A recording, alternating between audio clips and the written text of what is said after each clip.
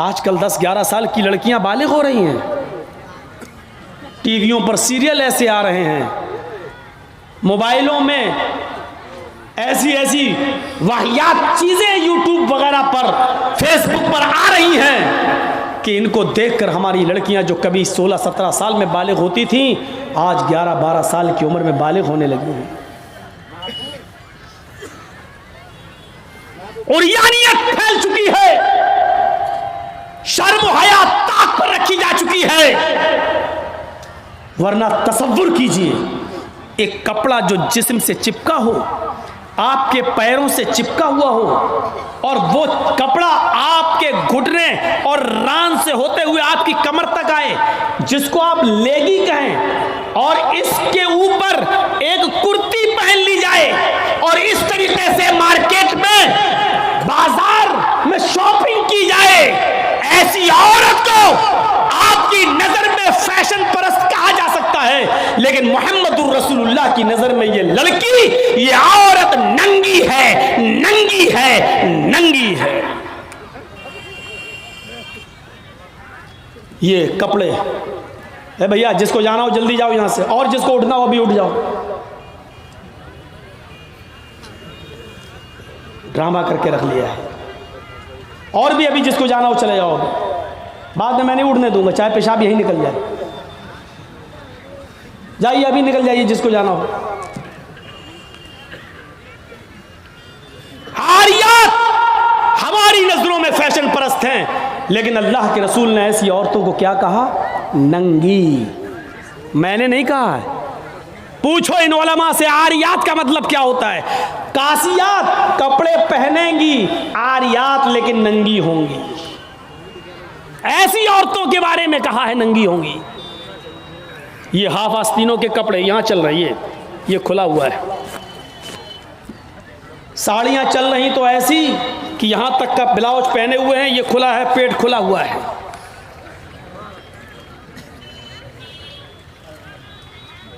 और जो चंद बुरके अब चल भी रहे हैं बिहार बंगाल में, पहले तो चलते नहीं थे, तो अब बुरकों में भी डिजाइन चलने लगी है। कड़े हुए बुरके, डिजाइनदार बुरके। अब एक बात बताइए, बुरके को आप एक तो डिजाइनदार बना रहे हैं, और दूसरा जब औरत या लड़की जब बुरका ओढ़ती है तो सीने पर फूल बना दिए आप। ये बताइए यहां फूल बनाने की क्या जरूरत थी? जब वो पहनती है तो फूल सीने पर, और वो लड़की ने ये बुर्का खरीदा क्यों? इसका मतलब क्या है कि वो भी इसलिए खरीद रही है ताकि मेरे फूलों पर नजर। ये सुनना पड़ेगा तुम्हें नहीं, तुम्हारे बाप को भी सुनना पड़ेगा। जब तक मैं इस कुर्सी पर हूं, ये अथॉरिटी, ये पावर मुझे इस्लाम ने दिया है, सुनना पड़ेगा। क्यों खरीदा है उसने ये बुर्का? यूपी साइड में आ जाओ, लखनऊ के बुरके देख लो, बम्बई के देख लो, हैदराबादी बुरके देख लो। कसम खुदा की अब बुरके बुरके नहीं रह गए। अब 60 साल की बुढ़ी भी ओढ़ ले तो ऐसा लगता है जैसे वो 18 साल की लड़की जा रही है। ये बुरके एक बार सच्चा वाकया है। 60, 65, 70 साल की बुढ़िया ऐसा ही बुरका ओढ़ के चेहरा छुपा के जा रही थी धीरे धीरे। भाई बुढ़ी थी, वो धीरे धीरे चल रही थी, तो एक लड़का उसका पीछा करने लगा। 20-22 साल का लड़का उस बुढ़ी का पीछा करने लगा, क्योंकि जो सोचने लगा बुर्का इतना खूबसूरत है तो बुर्के के अंदर कितना खूबसूरत माल होगा, बुर्के वाली कैसी होगी। उसका पीछा करने लगा। बुढ़िया धीरे धीरे चल रही, लड़का समझ रहा मुझे लिफ्ट दे रही है, मेरी वजह से धीरे धीरे चल रही, जबकि वो अपनी कमजोरी की वजह से धीरे धीरे चल रही। बुढ़िया समझ गई ये लड़का मेरा पीछा कर रहा है, तो थोड़ी दूर चलने के बाद उसने अपना नकाब खोला और अपनी तुतलाती जबान में बोली, बेटा। लड़के का तो मूड खराब हो गया, कम वक्त मेरा तो मामला ही गड़बड़ हो गया। बेटा तू मेरा पीछा क्यों कर रहा है? मैं तो तेरी अम्मा की उम्र की हूं। लड़के को भी गुस्सा आ गया, कहती बात मैं अपने लिए नहीं अपने अब्बा के लिए ढूंढ रहा हूं। अब 60, 65, 70 साल की बूढ़ियों को ऐसे खूबसूरत बुरके पहनने की क्या जरूरत? बुरकों का मकसद जो कभी था पर्दा, लेकिन आज उनका मकसद भी वो नहीं रह गया। अल्लाह के नबी के ज़माने में एक सहाबी अल्लाह के नबी के पास आती हैं, मुस्नद अहमद की सही रिवायत, जिनकी चादर कपड़े से नीचे, टखने से नीचे, चप्पल से नीचे ज़मीन की मिट्टी उड़ाती हुई आती और कहती, अल्लाह के रसूल मैं इस चादर को उड़कर नमाज पढ़ने जाती हूँ। आपने कहा चादर इतनी नीची होनी चाहिए। उसने कहा अल्लाह के नबी कभी कभी ज़मीन पर पेशाब व पायखाना पड़ा होता है, गंदगी पड़ी होती है, तो क्या मैं थोड़ी सी ऊपर करके पायखाना गंदगी को क्रॉस करके आगे निकल जाऊं? आपने कहा नहीं, दाएं से निकल जा, बाएं से निकल जा। कहने लगी दाएं भी मर्द बैठे होते हैं, बाएं भी मर्द बैठे होते हैं, मुझे उसी गंदगी के ऊपर से निकलना है। अल्लाह के रसूल इजाजत दे दीजिए, मैं थोड़ा सा ऊपर कर लूं और निकल जाऊं, उसके बाद नीचे कर लूंगा। जब गंदगी को क्रॉस कर लूंगी तो चादर में नीचे कर लूंगी। अल्लाह के नबी कहते हैं अगर मर्द दाएं बैठे हैं, बाएं बैठे हैं, तो तू उसी गंदगी के ऊपर से निकल जा। कहने लगी अल्लाह के रसूल वो गंदगी मेरी चादर में लग जाएगी, आप मुझे ऊपर उठाने की इजाजत नहीं दे रहे हैं, टखने से ऊपर, चप्पल से ऊपर चादर उठाने की इजाजत क्यों नहीं दे देते हैं? आपने कहा नहीं, चादर उठाने की इजाजत, चप्पल से भी ऊपर चादर उठाने की इजाजत नहीं दूंगा। कहा अल्लाह के रसूल फिर उस चादर में पेशाब और पायखाना लग जाएगा। आपने कहा लग जाने दे। कहने लगी है अल्लाह के रसूल उसी चादर को तो ओढ़कर मैं नमाज पढ़ती हूँ मस्जिद में। जब ऊपर औरतों का अलग इंतजाम होता है या पर्दे में औरतों का इंतजाम होता है, तो मैं इसी चादर को ओढ़े ओढ़े नमाज पढ़ती हूँ। आपने कहा उसी चादर को ओढ़कर नमाज पढ़ ले।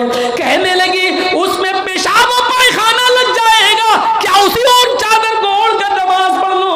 आपने फरमाया हाँ, आए औरत, जब पेशाब और पायखाना तेरी चादर में लगेगा, जब तू आगे बढ़ेगी तो तेरी चादर जमीन पर पड़ी हुई मिट्टी से रगड़ खाएगी, क्योंकि तेरी चादर नीचे है। जब पेशाब और पायखाना उसमें भर जाएगा, जब तू आगे बढ़ेगी तो जमीन पर पड़ी हुई मिट्टी पर तेरी चादर रगड़ खाएगी, और जमीन पर पड़ी हुई मिट्टी से रगड़ने की वजह से जमीन की पाक मिट्टी तेरी चादर को पाक कर देगी। लेकिन तुझे चादर उठाने की इजाजत नहीं, उसी चादर में तू नमाज पढ़ ले।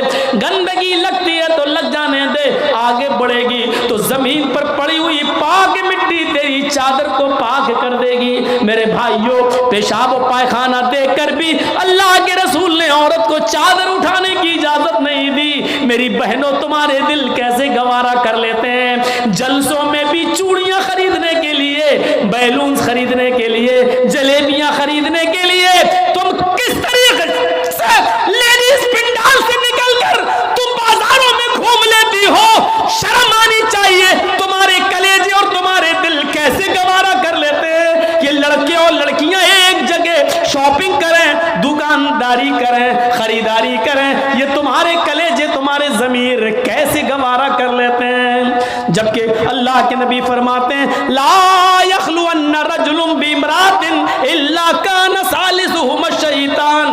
कोई मर्द किसी औरत से तन्हाई में न मिले, कोई मर्द किसी औरत से अकेले में न मिले कि उसमें तीसरा शैतान होता है, उसमें तीसरा बहकाने वाला शैतान होता है। मेरे भाइयों, इस्लाम का कानून यही है, इस्लाम का निजाम यही है। एक औरत, उसका शौहर मर चुका है, औरत के पास बहुत ज्यादा पैसा है, वो हज करना जाना चाहती है, शौहर इंतकाल कर गया, अब औरत अकेले हज करने नहीं जा सकती है, जबकि मुस्तती है, साहिब इस्तिताअत है, हज करने जाना चाहती है, अच्छा काम करने जाना चाहती है। इस्लाम कहता है कि तेरा शौहर नहीं है तो भाई के साथ जा, भाई नहीं है तो बाप के साथ जा, बाप नहीं है तो बेटे के साथ जा, लेकिन किसी महरम का होना जरूरी है, उसके साथ जा। चीख कर औरत कहती है कोई नहीं है, मेरे पास दौलत है। अल्लाह के नबी कहते हैं फिर दौलत संभाल कर अपने पास रख। अगर तेरा भाई नहीं है, बेटा नहीं है, शौहर नहीं है, बाप नहीं है, कोई महरम नहीं है, तो तू अकेले हज करने नहीं जा सकती है। नहीं, है अल्लाह के नबी, मेरा पड़ोस में बड़ा अच्छा नेक हाजी नमाजी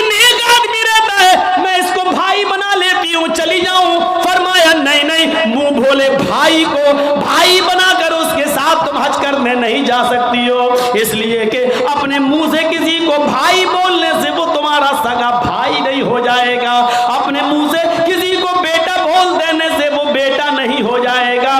तुम किसी को बेटा बोल दो, भाई बोल दो, जो चाहो बोल दो, लेकिन इस्लाम ये कहता है कि उसके साथ भी औरत को इजाजत नहीं है कि वो हज करने जाए। अगर कोई नहीं है तो मत जाओ, लेकिन इस्लाम इस बात की इजाजत नहीं देता है कि तुम अकेले जाओ या किसी को बहन, किसी को भाई या बेटा बना कर जाओ, इस बात की इजाजत नहीं देता। इस्लाम एक इबादत में, हज जैसी इबादत में भी औरत को किसी गैर मर्द को मुंह बोले भाई और मुंह बोले बेटे के साथ भी जाने की इजाजत नहीं देता। तो मेरे भाइयों, जब खाने काबा में जाने की इजाजत नहीं देता है, सफा मरवा की सई की इजाजत नहीं देता है, इतनी खूबसूरत इबादत की इजाजत नहीं देता है, तो बाजारों में अकेले घूमकर शॉपिंग करने की इजाजत कैसे देगा? फिर बाजार के अंदर औरत को अकेले जाने की इजाजत कैसे देगा? इतनी खूबसूरत इबादत करने की इजाजत नहीं देता है, इतनी खूबसूरत इबादत करने की इजाजत नहीं देता है, तो मेरे भाइयों फिर औरत को बाजारों में घूमने की इजाजत कैसे देगा? फिर बाजार में घूमने और बाजार में सैर व तफरीह की इजाजत कैसे देगा? हमारी माँ बहनों को इस बात को सोचना चाहिए, गौर करना चाहिए, संजीदगी से इसको लेना चाहिए। एक जमाना था, हजरत फातिमा कह रही हैं, आए अली मैं इतनी बीमार हूँ, इतनी बीमार हूँ, लगता नहीं कि इस बीमारी में मैं बच पाऊंगी। आए अली अगर मुझे कुछ हो जाए, अगर मेरा इंतकाल हो जाए, आए अली तो मुझे दिन के उजाले में दफनाने मत ले जाना, रात की तारीकी में ईशा की नमाज के बाद मुझे कब्रिस्तान में दफन करना। हजरत अली ने कहा, ऐ फातिमा ऐसा क्यों कह रही हो? अगर तुम्हारा इंतकाल सुबह फजर के बाद हो तो क्या ईशा तक हम तुम्हारे जनाजे को रखेंगे, मिट्टी को रखेंगे?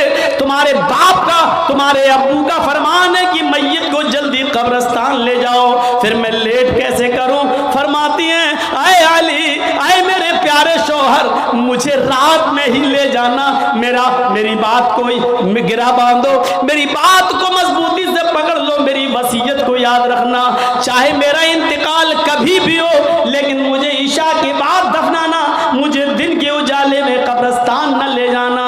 आए अली मैं नहीं चाहती हूँ कि मेरे मुर्दा जिस्म पर पड़े हुए कफन पर भी किसी गैर मर्द की नजर पड़े, मैं अपने कफन पर भी किसी गैर मर्द की नजर नहीं पड़ने देना चाहती हूँ। आए अली मुझे रात में ले जाना, दिन के उजाले में नहीं, मैं नहीं चाहती कि मेरे कफन पर भी किसी गैर मर्द की नजर पड़े। मेरे भाइयों, इंतकाल के बाद निकाह जायज नहीं है, इंतकाल के बाद शादी नहीं होती है, लेकिन इंतकाल के बाद भी अपने जिस्म को तो छोड़ो, अपने कफन को भी किसी गैर मर्द को देखने की इजाजत नहीं दे रही है। ये था हजरत फातिमा का पर्दा। इस पर्दे की रोशनी में मेरी बहनों, अपने गरीबानों में झांक कर देखो, अपने गरीबानों के बटन खोलो और तलाश करो हम कहाँ खड़े हैं, हमारा पर्दा क्या है, हमारी इज्जत व आबरू क्या है। आज हम हमारे चेहरों का हरकत व नाकस देख रहा है, कल तक हमारे इन खूबसूरत गालों को कभी आसमान की निगाहों ने भी नहीं देखा था, चांद और सितारों ने भी नहीं देखा था, और आज जो चाहता है देख लेता है, हरकत व नाकस जिसको चाहो आज वो बड़ी आसानी से हमारी बहनों बेटियों का दीदार कर रहा है। और एक और बात, जितना अमीर बाप है, जितना अमीर बाप है, जितना भी बाप अमीर मिलेगा आपको, आप देखिएगा उसकी बेटी उतने ही कम कपड़े पहने हुए होगी। किस बात का अमीर है तू? काहे का अमीर है तू? अपनी बेटी को 5 मीटर का कपड़ा लाकर नहीं दे सकता है तो काहे का अमीर है तू? कंजूस और बखील बाप। अल्लाह ताला ने इन अमीरों को ऐसी सजा दी है, ऐसी सजा दी है, कल तक ये गरीबों की लड़कियों को डांस कराया करते थे, आज अल्लाह ताला ने इन अमीरों की लड़कियों के जिस्मों से कपड़े उतार कर उनको लोगों की नजरों को दीदार करने पर मजबूर कर दिया। आज इन अमीरों की लड़कियों के जिस्मों से कपड़े उतरवा कर आज गरीब इन लड़कियों को देख रहे हैं, उनका नजारा कर रहे हैं। आज अमीरों को अल्लाह ने ये सजा दी है। आज वो फैशन समझते हैं कि मेरी बेटी फैशनेबल कपड़े पहने हुए हैं। नहीं नहीं मेरे भाइयों, मेरी भाइयों, आप अपनी बहनों के जिम्मेदार हैं। अल्लाह के नबी ने फरमाया कि जिस लड़की का बाप, जिसकी बेटी बेपर्दा घूमे वो बाप दयूस है। जिसकी बहन बेपर्दा घूमे वो भाई दयूस है। जिसकी बेटी बेपर्दा घूमे वो बाप दयूस है। जिसकी बीवी बेपर्दा घूमे वो शौहर दयूस है। गौर करो कितनी साफ लफ्जों में, कितने साफ लफ्जों में अल्लाह के नबी ने फरमाया, जिसकी बहन बेपर्दा घूमे वो भाई दयूस, जिसकी बेटी बेपर्दा घूमे वो बाप दयूस, जिसकी बेटी बेपर्दा घूमे वो बाप दयूस, जिसकी बीवी बेपर्दा घूमे वो शौहर दयूस। अब दयूस का माना अगर हम समझ जाएं तो सारा मामला हल हो जाए। दयूस, दयूस का ये तो अरबी लफ्ज़ है ना, इसका उर्दू में तर्जमा होता है, सुनने की ताकत है, सुनेंगे। दयूस का मतलब होता है भड़ुआ। और भड़ुआ किसको कहते हैं बताने की ज़रूरत नहीं, जानते होंगे। भड़ुआ कहते हैं उसको जिसने अपनी बहन, बेटी या बीवी या माँ को गलत काम करने के लिए किसी अड्डे पर बिठा दिया हो, चकले पर बिठा दिया हो और उनसे गलत काम करवाता हो और उनकी कमाई खाता हो। अरबी ज़बान में इसको दयूस कहते हैं, उर्दू में इसको भड़ुआ कहते हैं। कितना सख्त जुमला इस्तेमाल किया अल्लाह के रसूल ने। मौलाना जर्जीस को आप कह रहे होंगे ये क्या हो गया इसको। अल्लाह के नबी ने कहा जिसकी माँ बेपर्दा घूमे और बेटा अपनी माँ की बेपर्दगी पर कुछ ना बोलता हो वो बेटा भड़ुआ। जिसकी बीवी बेपर्दा घूमे और शौहर अपनी बीवी की बेपर्दगी पर कुछ ना बोले वो शौहर भड़ुआ। जिसकी बहन बेपर्दा घूमे और वो भाई अपनी बहन की बेपर्दगी पर खामोश रहे वो भाई भड़ुआ। और जिसकी बेटी बेपर्दा घूमे और बाप अपनी बेटी की बेपर्दगी पर खामोश रहे वो बाप भड़ुआ।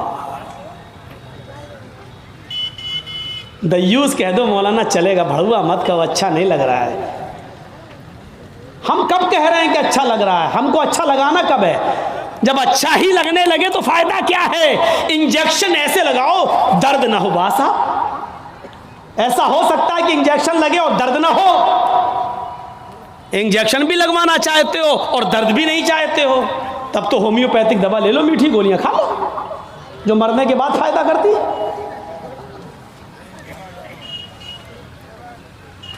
होम्योपैथिक दवा के बारे में यही मशहूर है, बहुत लेट फायदा करती है, तो हमने कह दिया मरने के बाद फायदा करती है। लेकिन सिस्टम मिल जाए तो जादू की तरह भी फायदा करती है, बहुत जल्दी भी करती है। तो जब आपको मीठी गोलियां ही खाना है होम्योपैथिक दवा, तो फिर मत कराओ तकरीरें, और तकरीर करा रहे हो तो सुनो, सुनना पड़ेगा। कितने लोग हैं आज जो अपनी बीवी की बेपर्दगी पर सवाल उठाते हैं? कितने ऐसे हैं जिनकी बेटियां आज बेपर्दा घूमती हैं और वो बाप अपनी बेटियों को डांटते हैं? अगर माँ बाप अपनी बेटियों को सही से जिम्मेदारी निभाने लगे तो आज एक भी लड़की के पास एंड्रॉयड मोबाइल ना हो।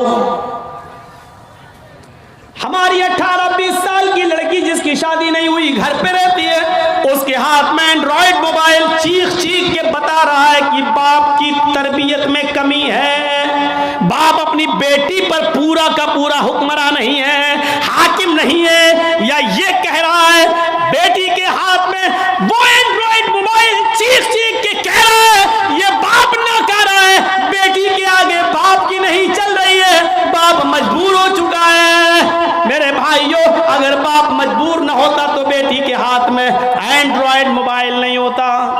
क्या जरूरत है बेटी के हाथ में देने की? वो तो घर में रहती है, क्यों चलाएगी साथ? आपकी बेटी 18-20 साल की क्यों फेसबुक चलाएगी? क्यों व्हाट्सएप चलाएगी, क्यों मैसेंजर चलाएगी? और आप कैसे अपनी बेटी को फेसबुक और मैसेंजर और व्हाट्सएप चलाने के लिए ढील दे सकते हैं? कैसे? आपका ये दिल कैसे गवारा कर लेता है? आप जिम्मेदार हैं। हमारी ये बेटियां कल बच्चों की माएं बनेंगी। शादी के बाद इनको अपने बच्चों की तरबियत करना है। माँ के कदमों के नीचे जन्नत बताई गई है। हालांकि ये कोई हदीस नहीं है, एक मकूला है, लेकिन बच्चे अपने माँ के कदमों के नीचे जन्नत कैसे ढूंढें? ये आजकल की माँ के कदमों के नीचे जन्नत है? जिसको खुद नहीं मालूम कि कदम मेरे कहाँ हैं, उसके कदमों के नीचे बच्चे जन्नत ढूंढेंगे?